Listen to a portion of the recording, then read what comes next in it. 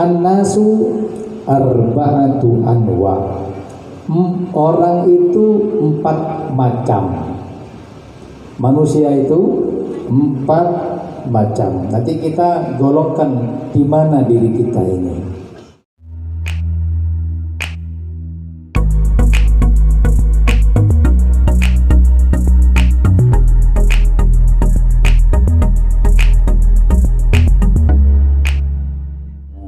Assalamualaikum warahmatullahi wabarakatuh.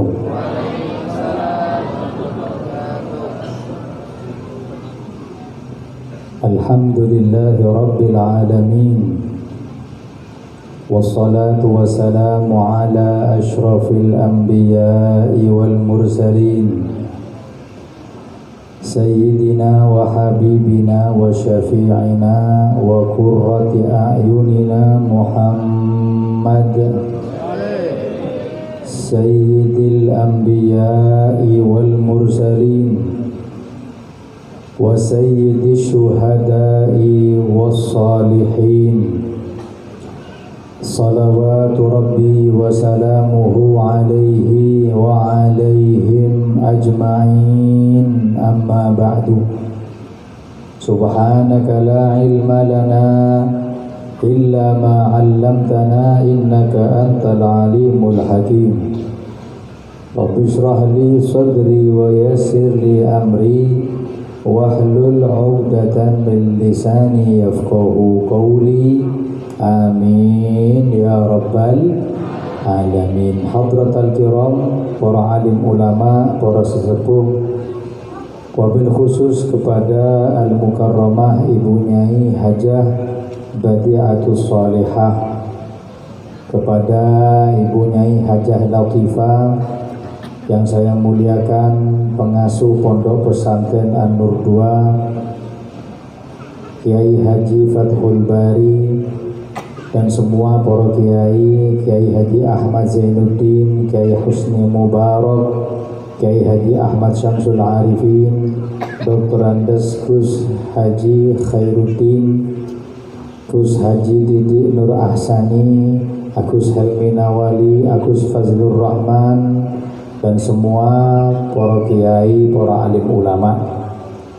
Monggo kita doakan beliau ini, mugi-mugi diparingi sehat walafiat, mugi-mugi beliau panjang umur, mugi-mugi sedanten sing hadir niku dapat barokah kiai, barokah ulama, barokah majelis, amin Allahumma amin. Hadirin hadirat yang dimuliakan oleh Allah, alhamdulillah di siang yang mulia ini kita duduk untuk mengambil warisan dari warisan Nabi Muhammad sallallahu alaihi wasallam. Kanjeng Nabi niku mewariskan kepada kita ilmu agama. Lam yuwarrithu dinaran wala dirhaman, innama warrathul ilma. Kanjeng Nabi tidak mewariskan dinar, dirham, uang dan segala macamnya. Yang diwariskan oleh beliau adalah ilmu agama. Mugi-mugi sing disampaikan bermanfaat dalam kehidupan sehari-hari, bisa membawa keberkahan dalam kehidupan kita. Amin Allahumma amin. Hadirin hadirat yang dimuliakan oleh Allah, Al-Habib Abdullah bin Alawi bin Muhammad al-Haddad yang terkenal dengan Imamul Haddad, beliau mengatakan dalam kitabnya Al-Hikam, Imam Haddad niku yang mengarang Rotibul Haddad, ya. Biasanya mantun maghrib sampai isya wonten dikiran. Kalau dulu mungkin kalangan habaib, nek sakniki masyaallah ratib niku diwaca ten pundi-pundi hadirin. Itu beliau pernah mengatakan, An-nasu arba'atu anwa. Orang itu 4 macam.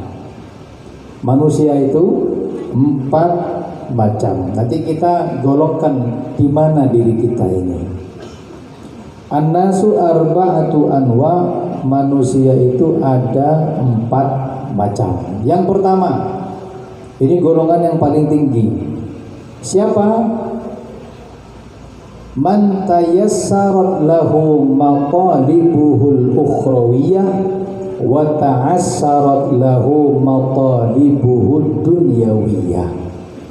Golongan orang yang dilancarkan oleh Allah urusan ukhrawi, tapi urusan duniawi rada seret. Urusan duniawi rada seret. Urusan ukhrawi, masya Allah, ahli taat. Kalau sholat bukan lagi di rumah, sholat berjamaah, lingkungan para yai, kehidupannya di pondok pesantren, gampang lek umroh bolak-balik haji terus begitu.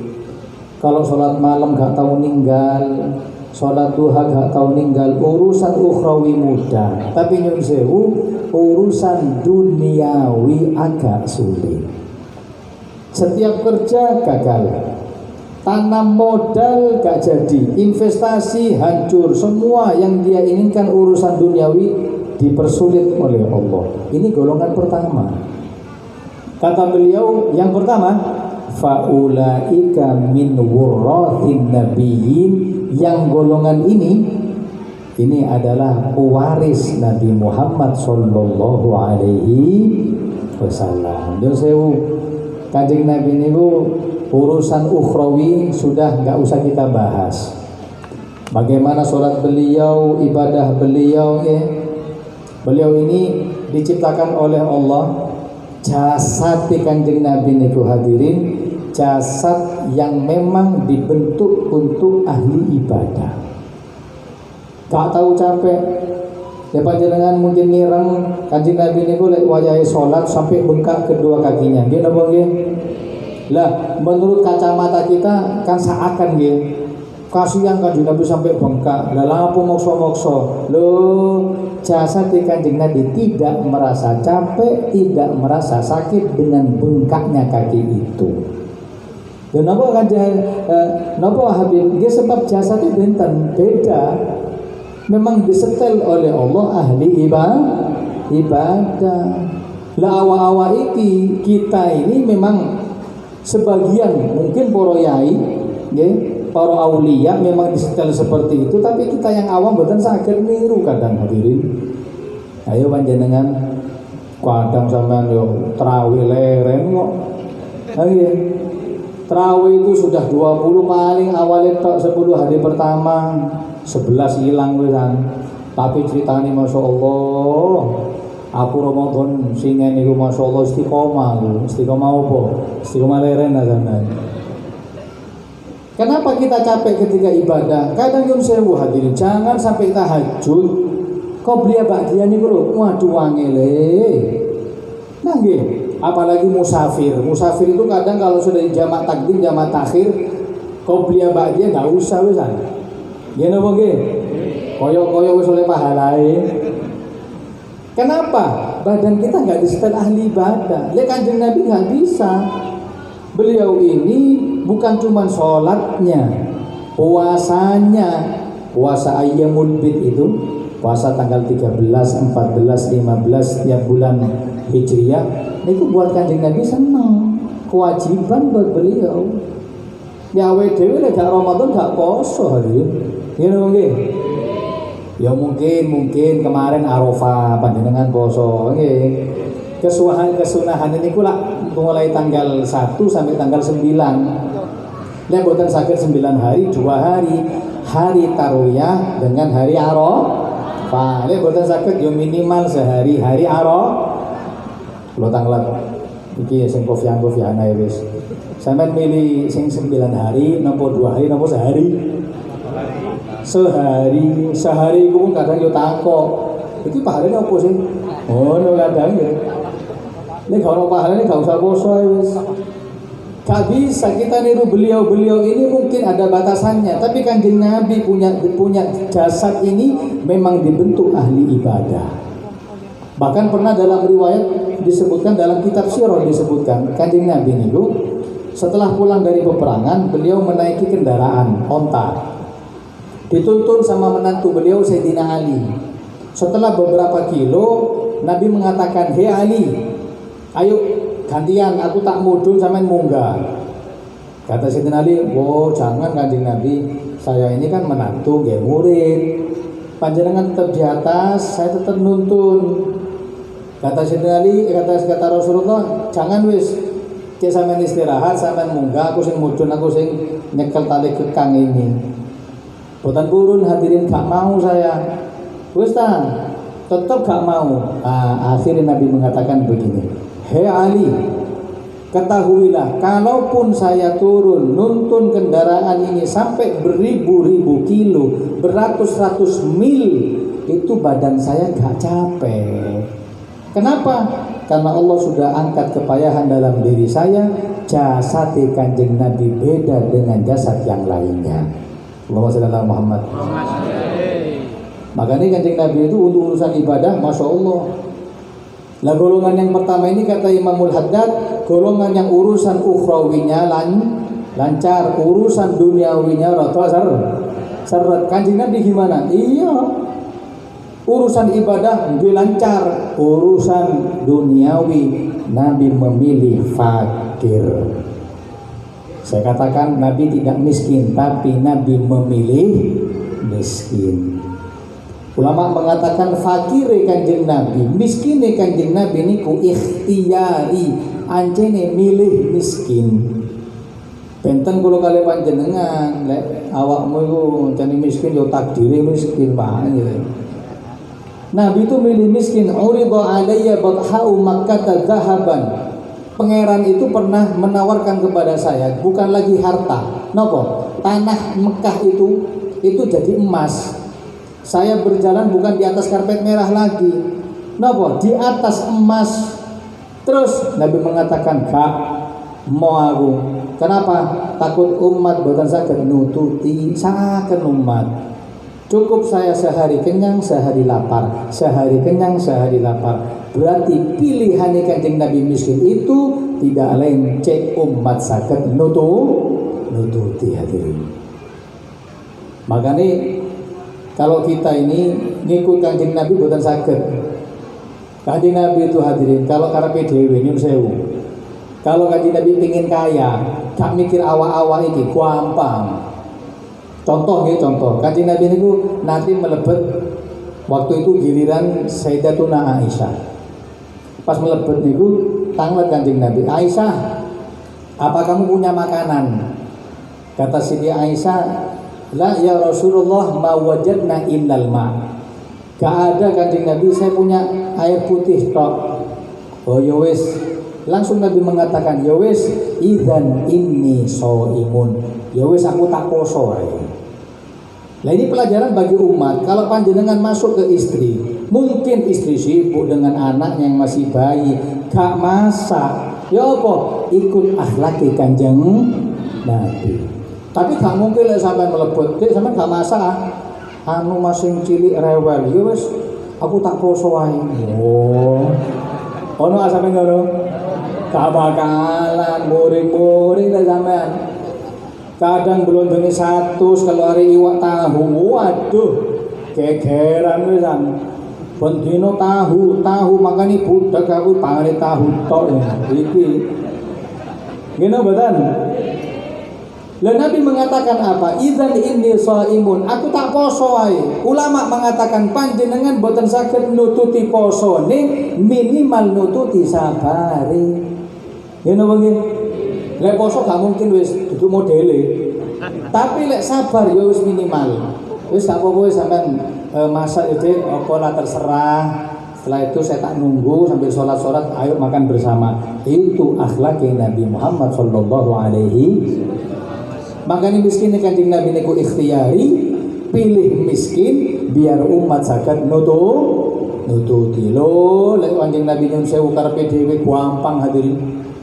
Ayo kula tanglet. Nabi itu kalau misalkan masuk ke dalam rumah Siti Aisyah, terus gak punya makanan, toh gak masak, anu Kanjeng Nabi gak masak, gak punya uang, ya wis aku tak jalur nang Gusti Allah. Gusti, turunkan hidangan dari langit, kinten-kinten, saged napa mboten? Saged napa mboten? Saged. Siti Maryam aja, Siti Maryam. Kullama dakhala Zakaria al-mihrab wajada indaha rizqa. Ketika masuk Nabi Zakaria ke tempat ibadahnya Siti Maryam, mendapati di situ ada makanan. Qala anna laki hadza taqandi ki Maryam. Qalat min indillah, niki catering saking Gusti Allah, ting hidangan dari langit. Kula tanglet nggih, Siti Maryam niku nabi napa mboten? Mosok nabi perempuan.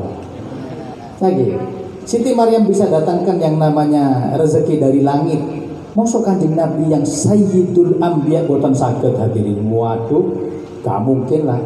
Saged temu boten? Wajib sampai mengatakan bisa. Nah terus kenapa Nabi gak jaluk? Aisyah, gak masak boten? Gusti, rawon Gusti, ayo.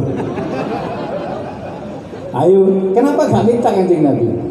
Besok sampai gak masak, istri yang lain boten, gak punya apa-apa. Ya wis, gadu-gadu. Wah, lengkap dengan kerupuk dan es-tehnya. Ya. Kenapa gak minta? Kanjeng Nabi ini ku ngering, cek umat saged nututi. Iyo Kanjeng Nabi bisa. Kanjeng Nabi masuk, teng, datangkan hidangan dari langit. Lho awak-awak dhewe melebet masuk ke istri. Gak masak adik, boten. Langsung angkat tangan, Gusti. Ayam geprek Gusti. Ayo. Apa sing mudun? Piring melayang hadirin ya.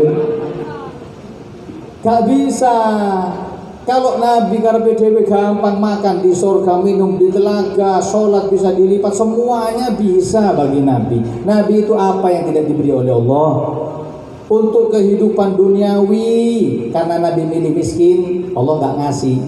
Tapi urusan yang lainnya, Masya Allah, Nabi itu paling afdol ya makhluk, paling manusia paling ke Kanjeng Nabi. Wanteng, sempurna, loman, sabar, takwa, kabeh. Masa urusan duniawi sama Allah ditahan? Tidak, karena Nabi milih miskin. Nek cara kasare Nabi itu supir, awak-awak iki penumpang. Lah supir yang baik itu adalah supir yang tahu kondisi penumpang. Gak supir iku karepe dhewe mboten hadirin. Misal nggih, teko Bululawang Surabaya normalnya ditempuh 3 jam. Wonten supir karena tahu kondisi penumpang ditempuh 6 jam. Tapi sekeco jalan, penumpang bilang, Pak supir, ada yang lapar. Ayo wis, mandek baru mangan dhisik, berangkat maneh. Pak supir, lupa beli oleh-oleh. Ya wis mampir tuku oleh-oleh berangkat. Pak supir, kebelet nguyu. Ya wis golek Pertamina, golek masjid kon. Salat mesti diuyui ya kan. Golek Pertamina iki lho. Wis mandek. Meskipun Bululawang Surabaya 6 jam, kondisi penumpang enak hadirin. Penten malih nek misale supire karepe dhewe. Wis, tetang wis. Ayo kana nguyu-nguyuan iki. Gak mangan-manganan, tak itu kasih iki. Ayo berangkat. Pak supir lapar, opo jare? Pak supir pengen pipis, telenan sik. Kebelet muntah, opo jare? Memang 1 jam Bululawang Surabaya, tapi dibuka, Masya Allah, ono sing pipis, ono sing nguyu, ono sing muntah. Gak ada hadirin. Lah Nabi ibarat supir yang tahu kondisi penumpang. Allahumma shalli ala Muhammad. Sallallahu alaihi Muhammad. Lah maka keadaan kita yang seperti ini, yang mungkin urusan ibadah kita diperlancar, urusan duniawi dipersulit oleh Allah, barangkali panjenengan termasuk golongan yang pertama, pewaris Nabi Muhammad sallallahu alaihi wasallam. Amin Allahumma. Amin Allahumma. Hadirin, kemiskinan bukan hinaan. Kemiskinan bukan sesuatu yang nista di mata Allah. Tapi kemiskinan adalah mahkota seorang muslim. Kalau memang kekayaan adalah tolak ukur panjenengan mulia, tambah sugih tambah mulia, berarti Nabi yang paling mulia adalah Nabi Sulaiman, bukan Kanjeng Nabi. Ini apa? Sekarang kita tahu semua Nabi diberi oleh Allah kekayaan. Yang paling seret, yang paling sulit kehidupannya Kanjeng Nabi. Kok lebih mulia Kanjeng Nabi? Berarti kemiskinan bukan hinaan, kemiskinan adalah mahkota. Semakin miskin semakin mirip keadaan kita dengan Nabi Muhammad sallallahu alaihi wasallam. Mugi-mugi barokah, mugi-mugi selamat, amin Allahumma. Hadirin hadirat yang dimuliakan oleh Allah Subhanahu wa taala. Yang kedua, siapa macam manusia yang kedua? Kata Imamul Haddad, ini level kedua. Siapa? Man tayassarat lahu matalibuhu dunyawiyah wal ukhrawiyah. Barang siapa orang yang dilancarkan urusan ukhrawinya dan duniawinya. Terus siapa mereka? Faulaika min ashabil yamin. Maka golongan itu golongan orang kanan kelak di hari kiamat. Fa ashabul yamini ma ashabul yamin. Golongan kanan, siapa golongan kanan tadi itu? Orang yang diridhoi oleh Allah. Urusan ukhrawi lancar, ahli pengajian, ahli sholat, puasa, semua sudah. Tapi duniawinya juga ngikut kerja. Ya kadang kita ngelihat ada ulama suge, kita tidak usah suudzon hadirin. Jadi modelnya ulamae mobilnya limo. Biasanya wali santri sing suge-suge ditekan mbek kiai. Jangan macam-macam loh. Allah ada kadang membuka kepada kiai, kepada ulama tadi itu duniawi ukhrawi. Contoh Sayyidina Abu Bakar. Nggih, alim jelas muridnya Kanjeng Nabi. Sugih hadirin. Abdurrahman bin Auf. Nggih, alim muridnya Kanjeng Nabi, sahabat. Nggih sugih. Satu-satunya sahabat yang minta miskin mek Abdurrahman bin Auf tok wis. Sing liyane gak ono kaya sampean gak bakalan sampeyan. Pernah sekali waktu beliau dengan hartanya yang banyak tadi itu diinfakkan di jalan Allah. Ada sekitar 3.000 dirham. 3.000 dirham kalau sekarang mungkin 3 miliar. Beliau bingung. Sedekah untuk jihad fisabilillah sudah, bantu orang muslim sudah, masih tersisa. Akhirnya gak lama ada petani-petani kurma yang waktu itu sambat kepada khalifah saat itu. Kenapa? Sambat kalau panen kurma nih bosok, panen gagal. Datang ki opo iki? Gak mangan awake dhewe. Gak iso disate, gak bisa dijual. Terus gimana? Kata Abdurrahman bin Auf saat itu mendengar ditanya, itu yang gagal panen berapa hektar? Oh sekian hektar. Kalau dikalkulasi pinten? Kalau dikalkulasi kerugian mencapai 300 dirham. Maaf 3 dirham. Kata beliau, lah ketepaan. Dan apa? Saya punya uang sisa 3 dirham, 3 miliar. Tak tuku aku wis. Lho sampeyan apa? Gampang. Saya sudah tuku kaya. Terus pengen aku ngerasa miskin ini. Ya wis, dibeli hadirin. Kurma bosok niku dibeli, ditaruh di gudang, dibayar 3.000 dirham 3 miliar. Setelah dibayar apa kata beliau? Beliau mengatakan, alhamdulillahilladzi ja'alani miskinan. Alhamdulillah Gusti, aku miskin saiki. Ana kados ngoten niki. Kaono lek miskin muring-muring nangis sampean. Abdurrahman bin Auf seneng, tapi gak lama karena Nabi menjanjikan dalam sabdanya, mana qasas shadaqatun min malin bal yazdad, tidak berkurang orang sedekah kecuali nambah. Yang berbicara seperti ini bukan saya, bukan siapa, yang berbicara adalah makhluk yang gak tahu dusta. Abdurrahman bin Auf menginfakkan 3 dirham, 3.000 dirham atau 3 miliar. Terus tak lama sama Allah dilipat gandakan. Selang beberapa bulan datang Malikul Yaman, Raja Yaman, datang ke Madinah tanya, ada nggak di sini petani yang gagal panen? Tak bilang kita barusan gagal panen. Terus mau apa? Saya mau beli kurma bosok. Kayak apa? Kebetulan di Yaman ini lagi kena wabah, tidak ada obat kecuali kurma bosok. Ayo. Kata petani gak ada sudah. Loh kemana? Dibeli sama seorang sahabat kaya raya namanya Abdurrahman bin Auf. Oh ya wes, datangi beliau. Tanyai sama raja, Sampai yang beli kurma bosok leres, berapa sampai beli? Saya beli 3 dirham 3 miliar. Kata raja, kebetulan di Yaman ada wabah, saya butuh kepada kurma bosok. Kata beliau, lah aku dijual, aneh apa-apa. Katanya butuh sampai bawa aja. Loh, Raja Yaman dia ngomong gitu marah hatinya. Loh, sampai menghina saya seorang raja, pikir gak peduli aku. Oh, macem-macem loh, aku sugih loh, rojo loh aku. Saya beli, kata beliau, saya gak mau. Enak-enak miskin ini tambah diganggu malahan gitu. Kata raja, jangan menghina saya ini punya semuanya, saya beli. Terus ada sahabat bilang, Abdurrahman bin Auf, gak apa-apa, dijual aja, barangkali uangnya bisa maslahat yang lain. Dipertimbangkan, ya wis. Kata beliau, ya wis, sampean tuku piro? Kata raja, saya beli dengan harga 9 dirham, 9 miliar. Ya wis, subhanallah, dibayar, dipek kurma bosok. Akhirnya setelah diterima keuangannya, beliau nyesel, nangis karena kembali menjadi orang kaya. Ke Abdurrahman bin Auf. Ini Abdurrahman ini ya apa Abdurrahman ini? No. Itu sahabat hadirin. Ada memang yang soleh dan dibuka rezekinya oleh Allah, ada. Dan gak boleh kita menggolongkan, wah iki modele Ashabul Yamin iki kiai. Yo luwe ngisor teko aku kan warahatul anbiya. Aku yo soro duniawi. Oh jangan loh. Jangan, yang kita nggak bisa memberikan klasifikasi pembagian yang membagi niku Gusti. Banyak ulama kaya.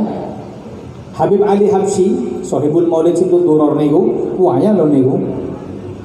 Al Habib Husain bin Abdurrahman bin Umar bin Abdurrahman Al Attas yang ngarang Sohibul Ratib Attas itu punya putra Sayyidina Husain, Habib Husain itu kaya hadirin. Pernah Sayyidina Husain itu beli hektaran tanah. Gara-gara apa? Gara-gara beliau pegel ngamuk. Hektaran tanah itu ditanami tembakau. Orang podo rokokan. Ki opo carane? Lek dibakar duduk tekku. Dibeli harus kabeh tak bakari kabeh. Dibeli ditumbas hadirin, dibeli dibakar semuanya. Setelah beberapa tahun ada cucunya beliau. Tak delok kok rokokan. Tak elingno, sampean kok rokokan, mbahmu biyen paling benci wong rokokan, sampai ditumbas hektaran tanah itu. Jarene, nggih Beb, kakek saya kan kaya. Bisanya beli yang besar-besar. Aku lah miskin Beb, soalnya yang nyempet-nyempet yang kiri-kiri itu. Saya cuma bisa bakar yang dikit-dikit itu Beb. Kalau saya kaya saya bakar semuanya Beb. Itu alasannya wong hisab, ahli hisab buat orang ya. Sallu ala Nabi. Allahumma shalli ala Muhammad. Lah golongan yang kedua tadi ini, kalau kita menjadi orang seperti itu, syukur. Oke? Disyukuri. Duniawi dibuka, ukhrawi gampang. Pengen umroh, berangkat karena ada uang. Pengen haji, gak pakai ngenteni, reguler langsung, ONH plus, gampang. Berarti dapat yang kedua, duniawi lancar, ukhrawi lancar. Lah makanya kita yang tidak termasuk golongan yang kedua ini jangan pernah melihat kekayaan orang lain. Sing kata syukur karena Allah itu adil, tahu dengan porsi kita. Allah itu adil, kadang dilebihkan urusan ini tapi dikurangi sisi yang lain. Digawekno sugih, dikurangi kenikmatan yang lain. Nyuwun sewu kula nate diundang tiyang sugih. Waduh wis, aku tahu numpang nang kamar mandi, mar-maran tok terlintas di hati. Aku lihat turun dek ini cukup ya, waduh wisan. Kamar mandinya seperti itu, kamar 16. Setelah itu ramah tamah, saya tanya, "Yun sewu Ji, yuk gone pinten Ji?" Belum punya Habib. Udah punya anak sih? Belum Habib, sudah berapa tahun, sekitar 40 tahun saya usaha belum dikaruniai putra Habib. Bayangno itu. Lek suki urusan anak dia diampat sama Allah. Ayo. Kalau mau tanya harganya anak, jangan tanya kepada orang yang sama-sama punya anak. Biasa. Kon piro? 5. Aku 6,5 wisan. Wah. gampang, mek munggange masuk meteng wis biasa. Mau tahu harganya anak, tanya kepada orang yang tidak punya anak. Kalau sudah mau berobat hadirin, waduh, ngombe jamu teko Brazil sampai Bulu Lawang, mari coba kabeh wis mari wis. Meteng belum. Anu jarine Beb, suruh ngamalno surat Maryam, surat iki kabeh wis ngamalno gak bisa. Datang nang dukun. Kata dukun anu, dicoba sampean pikiran-pikiran dihilangkan sehingga stres, dicoba gak bisa. Nusewu kemarin di Madura ada satu orang pengen punya anak sampai dengan cara bayi tabung, semerap bayi tabung. Tutup bayi lebokno botol, itu bayi botol jenenge. Tahu habis berapa? Saya tanya paling 50 juta, 70 juta. Saya tanya pinten sih entek sampean. Tapi pengobatan toh ya. Pengobatan saja itu satu Innova saya jual habis 250. Terus saya tanya, berhasil? Gagal weh. Loh ya apa? Istri gak boleh stres. 3 bulan istri saya di hotel, makan, pokoknya hiburan tok selama 3 bulan. Itu hanya berharap punya anak satu. Betapa berharganya anak. Terus nyoba lagi, terus juga 250, baru yang kedua berhasil, 500 juta baru punya anak satu. Ayo kok gak syukur? Anakmu piro? Kesebelasan ini ayo. Kok sugih cuma gak syukur? Nah iya, ini orang kaya cuma ditarik sama Allah urusan keturunan, maaf. Untuk urusan rezeki, Masya Allah. Lah kewaliane awawe dewe. Urusan rezeki seret. Mana-mana ngutang iki ngutang, kabeh kredit, sepeda motor kredit. Makanya muni debit kredit dulu. Mobil kredit, apa? HP kredit. Untung bojomu gak kredit. Kabeh kredit. Untuk urusan duniawi seret, tapi maaf, urusan mana, Masya Allah. Saingan ambil kucing limo, melok limo. Ayo saya tanya enakan mana? Yang pertama sugih kalau dua anak, yang kedua wana Masya Allah. Nggih, tapi gak punya duniawi. Milih yang mana? Milih yang mana? Gak iso dipilih hadirin. Iku wis dumane Gusti. Kadang urusan paras wajah. Kadang yang perempuan-perempuan yang ngelihat mungkin nyun sewu, maaf. Aku kok lemu ngene yo. Aku kok ireng yo. Loh, yang menjadikan kita di rahim yaitu membentuk itu siapa sih? Yusawwirukum fil arhami kaifa yasha'u. Dia yang menggambar di perut rahim ibu kita. Kita ini digambar oleh siapa? Oleh Allah. Terserah Gusti.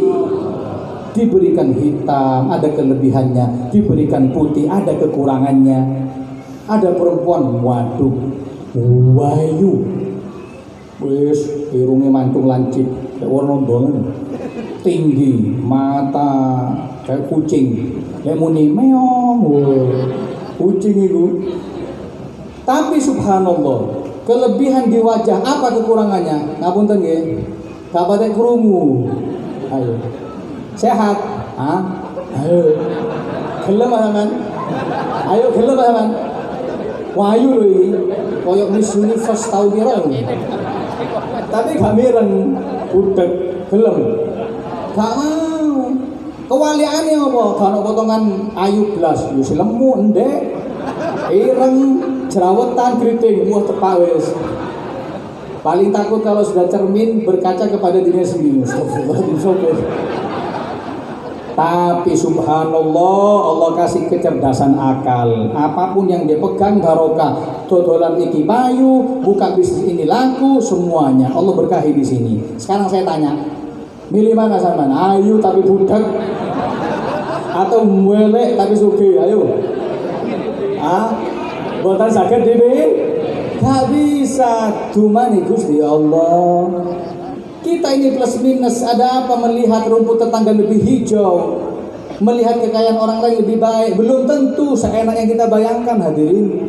Nah iya, sempat Saya ceritakan di mana-mana ini. Ada namanya dulu kiai, di kitab disebutkan namanya Ibnul Jarih. Ibnul Jarih itu kiai, alim, punya pondok pesantren, ilmu manfaat, tamu kuatah, jamaah kathah. Wis ganteng semua dia punya.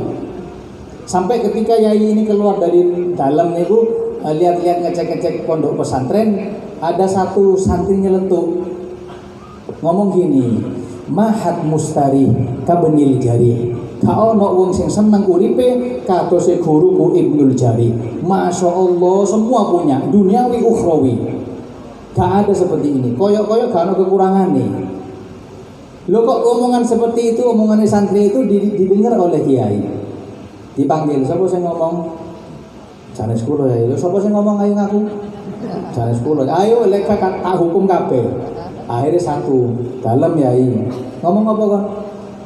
Gak kula ningali panjenengan kok uripe sae. Kerja yo ndak, tamu itu kadang yo ngasih rezeki, terus pondok barokah. Saya melihat kekayaan panjenengan sampai mengatakan ma'ahad mustari ka ibnil jari. Tidak ada orang baik hirup-uripe enak seperti panjenengan. Kata beliau, oh kon gak tahu dumane Gusti Allah yo. Nopo yai? Ada rahasia yang mungkin kau gak tahu. Nopo yai? Kene malah aku dijak santri ini masuk ke dalam yai. Ketika sudah masuk, kata yai, kunci pintu nih, dikunci. Ketika dikunci, yai mengatakan begini, saya buka baju. Dibuka baju, ternyata kiai ini punya borok di sini. Borokan kabeh wetenge. Beliau mengatakan iki borok mulai kecil. Sudah operasi bolak-balik. Aku ini guyu, senyum-senyum, iku ngempet sakit. Setiap 2 jam itu yang namanya kapas kudu diganti, kalau ndak kena baju mutan najis. Soro lho uripku iku. Pikirku sing enak iku awakmu iki. Mangan enak, golong-golong, turu mangap ngene. Kamu kok mau sama saya? Saya ini lho borokan. Ngene ae wis ngene. Kata yai, "Lek sampean gelem, ambil yang saya punya kabeh. Tapi ojo lali, iki angkutan pisan." Ya enak itu sampean gawa. Iku lho borok sampean minta juga sama Allah. Akhirnya melihat seperti itu, muridnya mengatakan, "Mboten pun Yai, panjenengan mawon ini." Lah setelah itu santri tadi itu tahu rahasianya kiai selama ini punya kekurangan, keluar dari rumah mengatakan ma'ahad mustari walau Ibnul Jari. Gak ada orang urip enak masih Ibnul Jari meskipun yai. Anak tahu, saya tahu kekurangan ini. Masalah Muhammad sama gak usah dulu wong sugih turun toko Innova langsung mulai motor. Wah, sampeyan terus dodol. Gak duwe pot-pot Gusti aku Gusti. Apa kok? Wasallam Muhammad. Sudah semua itu sudah punya porsi sendiri-sendiri. Siapa yang kehidupannya senang? Asyakir bima qasama bihi rabbuh, orang yang syukur kepada Gusti Allah, syukuri yang ada. Mugi-mugi manfaat. Amin Allahumma. Sampai jam berapa ini? Lanjut ya. Kurang 2 loh. Hadirin yang dimuliakan oleh Allah Subhanahu wa taala, jangan jadi yang ketiga. Kata Imamul Haddad, al-insan arba'atu anwa'. Yang ketiga, manusia macam 4. Yang ketiga siapa? Man tayassarat lahu matalibuhu dunyawiyah wa ta'assarat lahu matalibuhul ukhrawiyah. Orang yang urusan duniawinya gampang, tapi urusan ibadahnya sulit. Siapa mereka? Faulaika minal mustadrajin. Mereka adalah orang yang istidraj dari Allah. Hati-hati. Tambah sugih, tambah gak sholat, tambah sugih. Tambah ngelanggar, tambah sugih, tambah jembar rezeki. Hati-hati. Iku duduk barokah iku. Iku istidraj, kon diulur, cek tambah lupa. Wa umli lahum inna kaidi matin. Dawuh Gusti Allah jarno tambah lupa, tapi eling, ingat ketika nanti dia dipegang oleh Allah disiksa, lam yufidhu, gak bakal dicur oleh Allah, disiksa terus. Banyak hadirin. Duniawinya Masya Allah, suruh sholat subuh jam 8. Ayo, aku takut sing hadiri subuh jam 8 ono ah? Ono ah? Ayo ngacung. Oh, wonten habis jam 8, jam 9 kata habis. Sholat jarang. Terus Jumatan, waduh lek Jumatan lek wayahe sugih ngomong, ayo Pak Jumatan, anu ya kirim salam nang khotibe, presik, sih, enak ngomong, hati-hati kok. Kalau sudah jatuh, bangkrut baru dengar masjid ya Allah, oh kaset wisan. Untuk urusan ukhrawi, gak blas, suruh umroh, nyekel duwe wisan gak. Kurban, apalagi kurban, lah apa kurban, mana lah yang suruh kurban gak mau. Kadang kurban itu kata Nabi, azzimu dhahayakum fa innaha ala sirati maqayakum, perbesar hewan kurban panjenengan sebab hewan kurban itulah menjadi kendaraan kita kelak di atas siratal mustaqim. Kurban untuk apa? Tuku sepeda motor akhirat gak gelem, boten burun, maunya sepeda motor duniawi. Iya, gak mau. Umroh gak gelem, bantu gak mau. Saya pernah ketemu orang, ya, ngomong gini, kalau sholat gak tahu sholat. Punya hotel 3, saya setuju, hotel 3, rumah sakit 1 dalam pembangunan. Kata Koichi, sana gak sholat ah? Ngomong gini, Beb, aku lek sholat, tokoku sepi. Ngoten, aku lek sholat, penghasilan menurun, tokoku sepi Habib. Tuh aku ngomong ini, sampai siasati aja sih. Toko buka jam pinten, jam 8, tutup jam 5. Lah, sampai subuh gak usah sholat, zuhur gak usah, asar gak usah, maghrib isya sampai sholat sih. Podo Beb, maghrib isya saya sholat, menene besoknya sepi Beb. Apa kata dia? Ini Habib, aku tak kerja sih, sholatnya nanti. Kalau sudah pensiun, sudah kesel semua, baru saya sholat. Bayang no, ada orang semacam ini. Semakin kerja semakin sulit, semakin kerja semakin mumbul, semakin sholat semakin sulit. Lah yang gini-gini namanya istidraj, hati-hati. Kata ulama, bagaimana tahunya ini istidraj atau bukan? Kata ulama, lihat kalau kita habis maksiat digrojok rezeki, iku istidraj. Mari maksiat, boten sempat tobat, digrojok rezeki oleh arisan, oleh iki, iku. Hati-hati, iku istidraj, tutup barokah. Ngomongin barokah yo, barokah tekan ndi lamane iki. Barokah itu lain hadirin. Barokah itu ketika sudah orang bersabar digrojok oleh Allah sampai kita nggak kuat, kewalahan. Hati-hati istidraj. Kenikmatan yang ada ini dijaga dengan ibadah kepada Allah Subhanahu wa ta'ala. Dan banyak contoh-contohnya orang istidraj itu. Firaun, Abu Jahal semakin menghina Kanjeng Nabi semakin dihormati, semakin ngelek-ngelek otak Kanjeng Nabi semakin dihormati oleh masyarakat kaum Quraisy saat itu. Tapi ketika mati, Masya Allah, dihina sampai detik ini. Bayangkan. Ayo kita minta mudah-mudahan selamat dari istidraj. Mudah-mudahan tidak termasuk golongan yang ketiga, orang yang jembar rezeki ini tapi sulit ibadah. Amin Allahumma.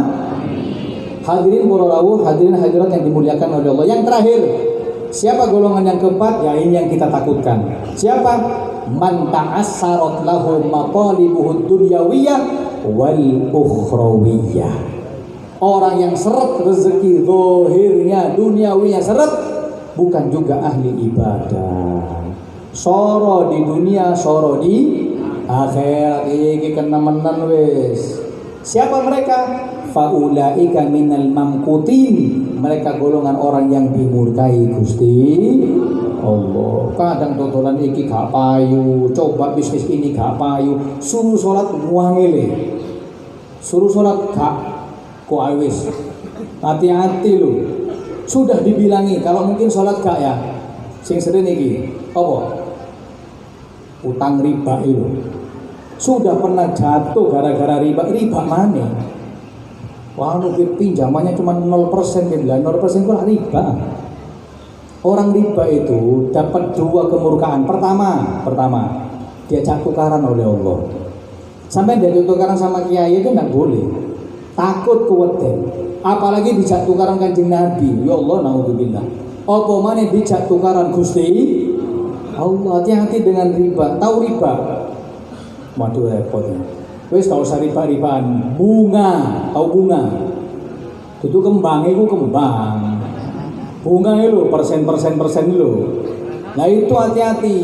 Lo yang ndak pengen sugih sopo sih? Masih aku yo pengen. Tapi apa? Caranya jangan sampai yang haram. Jangan sampai yang haram. Subhat aja jangan. Kadang Allah itu menahan tangisan kita, khusyuknya kita, gara-gara yang masuk ke sini gak jelas.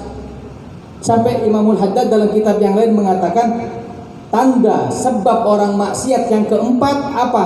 Makan makanan syubhat dan makan makanan yang haram. Ojo disalahno santri boten saged apalan wangel di pondok nakal gara-gara apa? Suplai makanan dari barang yang gak jelas. Iya gak semuanya penting ngirimi tekan dulu. Kadang kita sekarang mikir apa? Yang penting higienis, vitamin, bergizi. Gak bakal ditakoki di kubur kita mati karena apa? Gak mungkin malaikat takok kau mati gara-gara corona ya biyen. Oh gak bakalan jadi. Kau mati kena TBC ya apa ya? Gak bakalan. Tapi kalau kita meninggal makanan kita haram, hati-hati ditanya sama malaikat. Sampai ada orang ini dalam kitab Tanbihul Muqtarin disebutkan, ada orang kalau malam ahli ibadah sujud nangis, tiap malam nangis kepada Allah. Tiba-tiba dapat antaran jajan dari tetangganya yang gak tahu mana halal mana haram, dipangan. Ketika dipangan, dimakan, subhanallah, setahun gak bisa nangis ketika sholat. Kenapa? Yang masuk gak jelas. Ada seorang, ini sebagai cerminan, ada satu orang laki soleh, punya istri soleha. Masya Allah, dia yang laki soleh, yang perempuan soleh. Yang laki mengatakan begini, saya akan beri kamu makanan yang halal, gak bakal subhat apa maneh haram, kon jogo. Yo mas, yang perempuan juga bilang begini, mas, sampai nyambut damel monggo. Kalau nggak dapat apa-apa kecuali yang haram, ojo balik. Saya nggak mau makan makanan yang subhat apalagi yang haram. Aku kuat mas, ngempet lapar, tapi gak kuat ngempet panasnya api neraka nanti. Mono dibojo ya pak. Ono ada gini. Ono gak bakalan. Mudah-mudahan ada nanti. Lah setelah itu perkawinan orang yang soleh-soleha tadi ini, subhanallah, hamil. Yang laki juga mengingatkan lagi, wahai istriku, kasih suplai makanan di perut kamu ini makanan yang halal, jangan yang subhat apalagi yang haram. Nggih. Sampai lahiran ngomong laki-laki, wahai istriku, jangan kasih makan yang subhat apalagi yang haram, kasih yang halal. Nggih. Sampai anak itu umur 7 tahun. Ketika umur 7 tahun, bapak pengen umroh, ziarah Mekah Madinah. Ditamel lagi dijak, kemana? Ke Mekah. Anak ini dijak tawaf, subhanallah. Apa yang terjadi? 1 kali putaran tawaf, anak ini pingsan lagi. Loh, dengarin pingsan itu lina sampai sore gak pingsan belas. Coba lagi, ketika siuman, ketika sadar, coba lagi, putar sekali pingsan lagi. Diputar sekali pingsan lagi, 1 putaran tawaf pingsan, bingung bapaknya. Lah saat itu ada orang sore ngeliat, dipanggil bapak, pak, kalau ningali panjenengan sibuk kali lari neng itu, terus ini pingsanan tok 1 kali putaran pingsan. Nopo nggih? Kata Syekh tadi ini gini pak, dia pengen kuat, cek sah tawafe, sampai coba curikan makanan di pasar. Si bapak ngomong lu ojo. Wes tak jogo iki lho, lek gak percuma, gak bakal sah. Tawafe gak bakal sah. Yang ini iki pingsan tok. Gak apa-apa wes nanti dibayari. Sampeyan curikan dulu, mari tawaf bayari. Tapi kan haram. Gak apa-apa wes iki syarate. Akhirnya kan terpaksa diambilkan 1 apel, dikasih makan, dicurikan 1 apel, dikasih makan kepada anak. Ini bayang no, 1 gigitan. Ditelan masuk. Anak ini dijak tawaf 7 kali gak pingsan hadirin.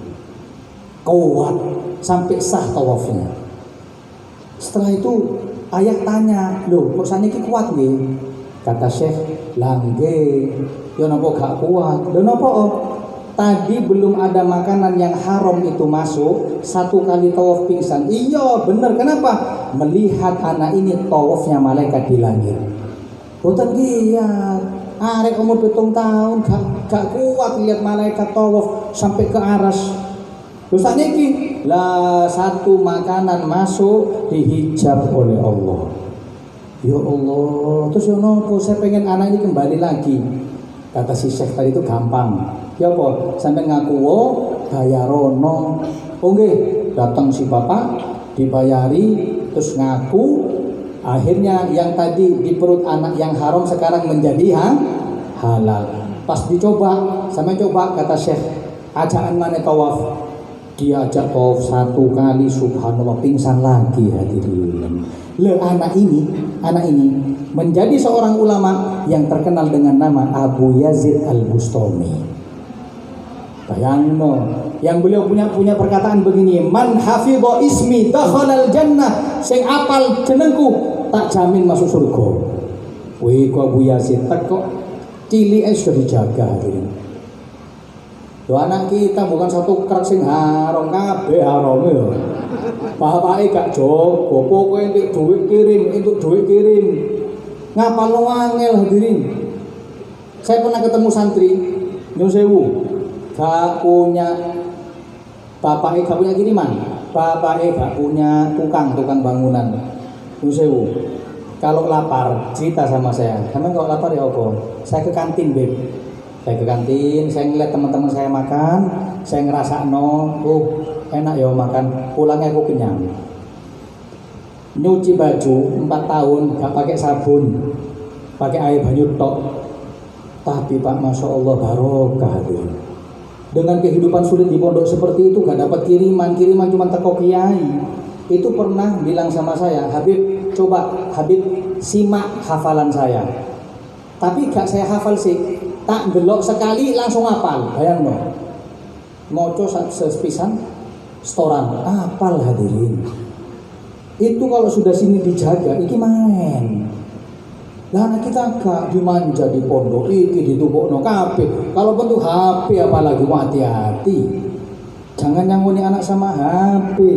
Bahaya iki, Pak. Iki goro iki. Sing ireng dadi putih gara-gara iki ana apa ora? Patah. Sing lemu dadi langsing gara-gara iki ana apa ora? Sing jalan kali glowing dadi ganti glowing gara-gara iki ana apa ora? Ono aplikasi dadi glowing iki. Nyangoni boleh, tapi tetap dengan pantauan orang tua. Terakhir saya mau cerita. Saya punya santri dari Sumatera. Tahu Sumatera? Di wajah belok kanan di Sumatera. Saya umurnya 16 tahun. Masuk ke pondok 2 minggu gak betah. Pengen mandek. Coba nasihati asatid, tetap pengennya mandek. Terakhir ketemu saya, tak tanya, kau apa mandek? Apa ndak betah di pondok? Betah Habib. Cuacanya mungkin karena panas, boten batu enak Habib. Atau mungkin kok dapat kiriman kan dari Habib dikasih, iya. Terus teman-temannya dibully, enggak Habib. Terus kenapa mau mandek? Coba lihat. Kata dia, Habib boleh saya jujur? Nih, saya masuk ke pondok Habib bukan untuk taklim, tapi untuk lari. Loh kenapa? Saya pacaran dengan perempuan sampai terjadi perzinahan, punya anak, aku kabur. Umur 16 tahun dulu. Lahir anak zina, yang perempuan hilang gak tahu kemana, aku suruh tanggung jawab. Ya aku melayu pisan. Woi, umur 16 woi, terus 2 anak. Zaman sekarang, dulu kita mau mau nonton bioskop, lewat depan bioskop aja sudah kita ketahuan tonggo, terus diamui, takon dikon. Mau melaku toko bioskop sampean. Enggak, itu kan dulu. Sekarang bioskop di tangan kita, hadirin. Di tangan kita, anak kita kayak no HP, masuk kamar, kunci wes, bioskop ini nobar Pak. Hati-hati. Nah, yang bisa jaga siapa? Kita kalau di rumah dan kiai kalau sudah di pondok pesantren. Kalau di pondok jangan khawatir. Jangan khawatir ada peraturan. Sing repot lek wayahe mulai liburan-liburan, kadang sing rusak bapake dhewe. Ngene apa nggih? Contoh, wah habis ngomong tok contoh ini contoh. Santri kalau di pondok, santriwati ngelihat bunyai jam 3 bangun. Lihat kiai dengan wiridnya, zikirnya jam 3 tangi wisan. Mulai-mulian pulang-pulangan wis tangi subuh, bapak gak tangi. Tangi jam piro? Jam 8 bapak. Ayo. Kita kok Pak, sampean kok telat sholat subuh ya? Bapaknya ngomong, "Oh, mondok 2 tahun iso ngandani wong tuwek." Oh. Wonten apa ora iki? Wonten mboten iki?